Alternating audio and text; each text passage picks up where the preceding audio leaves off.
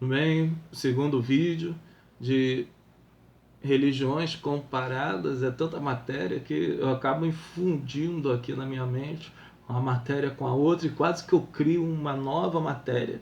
Eu ia dizer história da filosofia comparada, né? Deve ser muito boa essa matéria que não existe. Então vamos ver agora a teologia da Igreja da Unificação. Como eu disse, né, anteriormente, nós temos o livro da exposição da doutrina dele e um outro livro também que conta um pouco da história do Reverendo Mu.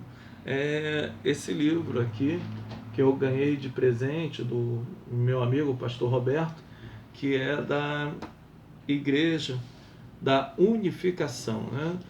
Esse livro aqui conta alguma parte da história dele, daquilo que eles acabam defendendo.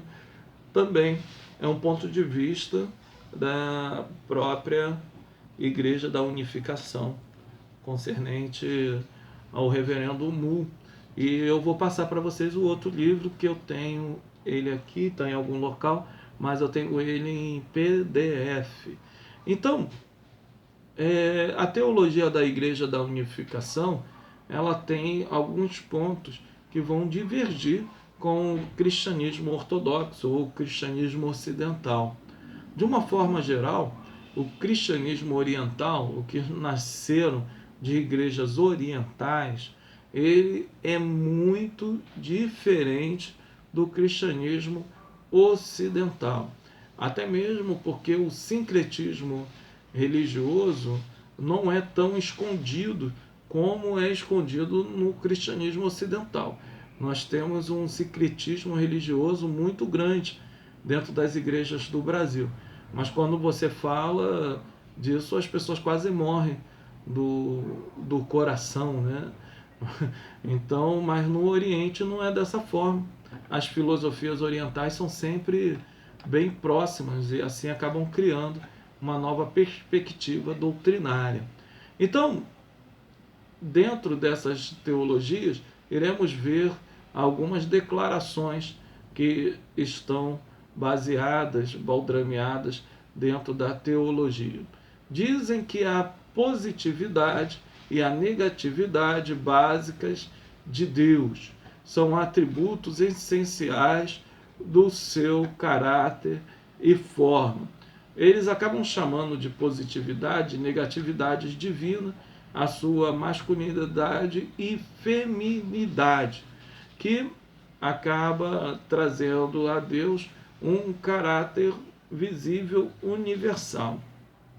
Então, eles têm essa teologia onde Deus habita essas duas perspectivas.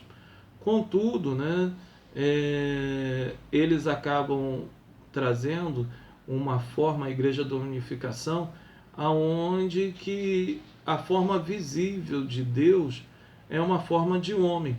E Deus e o homem são um só. O homem é a encarnação, entre aspas, não consegui explicar melhor, a encarnação de Deus. Não é bem dessa maneira, mas seria como se o homem refletisse a imagem completa de Deus, né? A ponto do mesmo se tornar o espelho ou o próprio Deus nesse mundo. Contudo, a Bíblia, né, não afirma dessa maneira. Deus, ele fala que a encarnação dele seria o próprio Jesus Cristo, né? Nós não somos vistos como deuses. É claro isso na Igreja da Unificação, que a Bíblia acaba tendo um papel não tão significativo. Isso é algo claro, né? A Bíblia, porém, não é a própria verdade, mas um livro de textos que ensina a verdade. Portanto, não devemos considerar o livro de textos como absoluto em todos os detalhes. Aqui eu peguei direto do livro deles, da página 7, Isso para o cristianismo ocidental e ortodoxo é algo que acaba não sendo aceito, porque é acreditado dentro do cristianismo ortodoxo que a Bíblia é inspirada por Deus, é a própria palavra de Deus. Se ela é a própria palavra de Deus, então ela não apenas ensina a verdade, mas ela é a própria verdade. Contudo, quando enxergamos dentro da neo-ortodoxia, a Bíblia passa a conter a palavra de Deus, porque existe textos que estão errados historicamente, geograficamente, existem mentiras dentro da Bíblia. Então, se a gente fala que a Bíblia é por completo a verdade de Deus, esses textos não poderiam estar errados. Mas isso é uma questão teológica que deve ser estudada quando vocês começarem a estudar a exegese, que vai trazer, ou já estudar a exegese, trazer um sentimento mais profundo, né, sobre essa doutrina. Dentro do mesmo livro, né, da exposição, ele na página 116 ele vai trazer que a seguinte frase: resolveu tomar a cruz como indenização para pagar pela realização de, pelo menos, a salvação espiritual do homem. Moon ele acaba afirmando que Jesus ele foi crucificado, seu corpo foi invadido por Satanás e foi morto. Assim, por mais dedicado que seja um homem de fé, não pode obter a salvação física por redenção apenas através da crucificação de Jesus Cristo. Nós enxergamos que Jesus Cristo ele é nosso Salvador pleno. Eles enxergam que Jesus é Salvador. Contudo, eles acham que a salvação não deveria ser apenas baldrameada nas palavras de Jesus, e sim numa progressão do ser humano, no ato de aperfeiçoamento do próprio ser humano.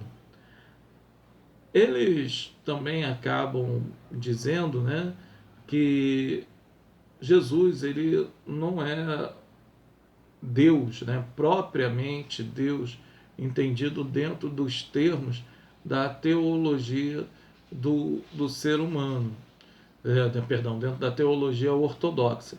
Então ele acaba não sendo considerado como Deus. O próprio Deus também, em termos da teologia ou da teoria da Igreja da Unificação, ele seria o ser, né, onde é completo entre homem e mulher. Mas isso também é explicado quando você lê o tetagrama, né, que é a palavra hebraica ele e ela. Então é daí que vem essa ideia. Essa ideia não é nova, é uma ideia já antiga dentro da teologia, e principalmente da teologia onde que das igrejas do Oriente acabam sendo ali impetradas, né? Então ele acaba enxergando que existe, né, uma formação de uma trindade um pouco diferente.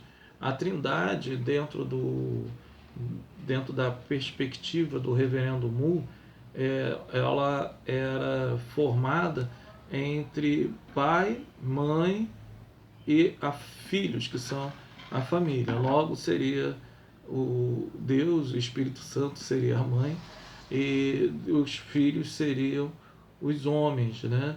Isso seria a verdadeira família, e ali acabaria povoando o mundo. Quando o homem acaba pecando, então essa trindade ela passa a ser quebrada, e a trindade na terra passa a ser exercida entre homem, mulher e Satanás.